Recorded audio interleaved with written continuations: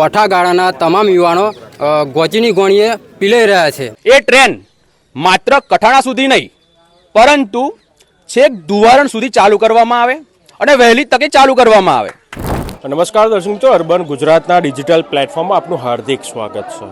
બોરસદ તાલુકાના કઠાણા ગામે આવી પહોંચી છે અને ખાસ કરીને અહીંયા આવવાનું એટલું જ કારણ છે કે 1953માં આ જે કઠાણા જે રેલવે સ્ટેશન છે એ શરૂ કરવામાં આવ્યું હતું અને ક્યાંક ને ક્યાંક કોરોના કાળ દરમિયાન આ રેલવે સ્ટેશન બંધ કરવામાં આવ્યું હતું।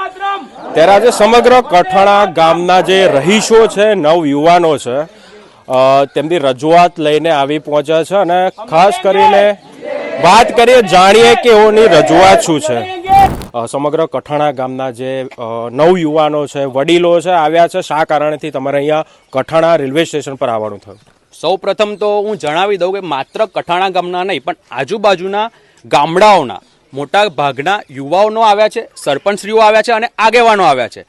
અને અમારી માંગણી એટલી જ છે કે જે વડોદરાથી કઠાણા સુધીની ટ્રેન જે આપણા સાંસદ સભ્ય શ્રી મિતેશભાઈ પટેલ સાહેબે ચાલુ કરવાની અરજી દિલ્હીમાં કરી છે, એ ટ્રેન માત્ર કઠાણા સુધી નહીં પરંતુ છેક દુવારણ સુધી ચાલુ કરવામાં આવે અને વહેલી તકે ચાલુ કરવામાં આવે।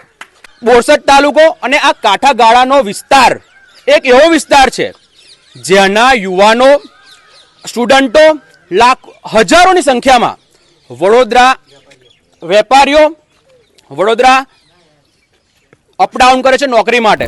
કરણી સેના એ લોકોની મદદથી અમે બધે જ એના પેલે આપેલા છે, તો પણ બી આજ સુધી સરકારના પેટમાંથી પાણી હાલેલ નથી। સ્ટુડન્ટો અપડાઉન કરે છે આઈટીઆઈ જવા માટે, કોલેજ જવા માટે। જેઓને અત્યારે હાલની પરિસ્થિતિની વાત કરું તો જ્યારથી આપણે આ ગંભીરા પુલ દુર્ઘટના થઈ ત્યાર પછી આપણા આ કાંઠાગાળાના વિસ્તારના જે નોકરીઓ જાય છે, જે સ્ટુડન્ટ છે, એ લોકોને અપડાઉન કરવામાં બહુ જ મુશ્કેલીનો સામનો કરવો પડી રહ્યો છે। નોકરીની અંદર નહીં થાકતો પણ અપડાઉનમાં થાકે છે। અડધો કલાક તો અમારો ભાદરણની અંદર બગડે છે, જે ભાદરણની અંદર 1 વર્ષથી કામ ચાલુ છે પણ હજુ ભાદરણ બંધ છે। ઉમેટા બાજુ એટલે 3 કલાક અમારા આવવાના અને 3 કલાક જવાના, એ 6 કલાક તો અમારા નોકરીની અંદર જ જતા રહ્યા છે।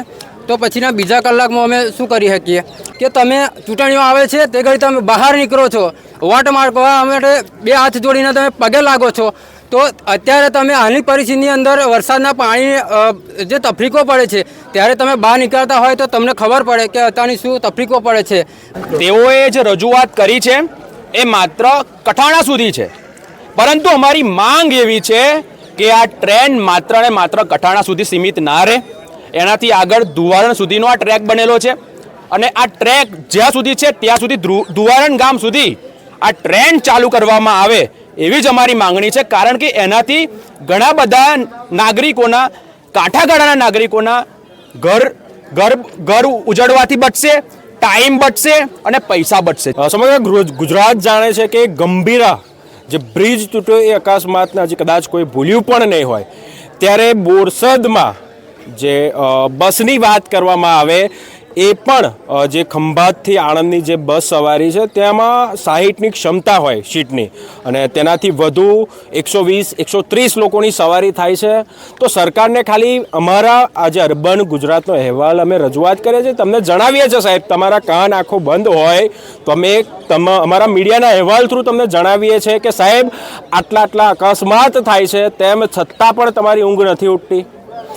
કારણ કે 60ની ક્ષમતા હોય છે બસની, તેમ છતાં પણ વિદ્યાર્થીઓને કહેવાય કે આણંદ વિદ્યાનગર એક વિદ્યાનો હબ કહેવાય, પણ ત્યાં વિદ્યાર્થીઓને આવવા જવા માટે જે વાહન વ્યવહાર હોવો જોઈએ ત્યાં ક્યાંક ને ક્યાંક ઠપ થતો હોય એવું જોવા મળે છે। હવે આ સમગ્ર અહીંયા આ બધું જ ને ધ્યાનમાં લઈને સમગ્ર જે કઠાણા ગામના જે રહીશો છે, આજુબાજુના ગામડાઓના જે સરપંચો છે, તે સમગ્ર અહીંયા હાજર થયા અને અમારા થકી તમને એક રજૂઆત કરવા માંગે છે કે સાહેબ જ કહેવા પડે તમને, સાહેબ તમને એક વિનંતી કરીએ છીએ કે આવા અકસ્માતો ટળે અને ખાસ કરીને આ ટ્રેન પુનઃ ચાલુ થાય તે અંગેની આ લોકોની રજૂઆત છે।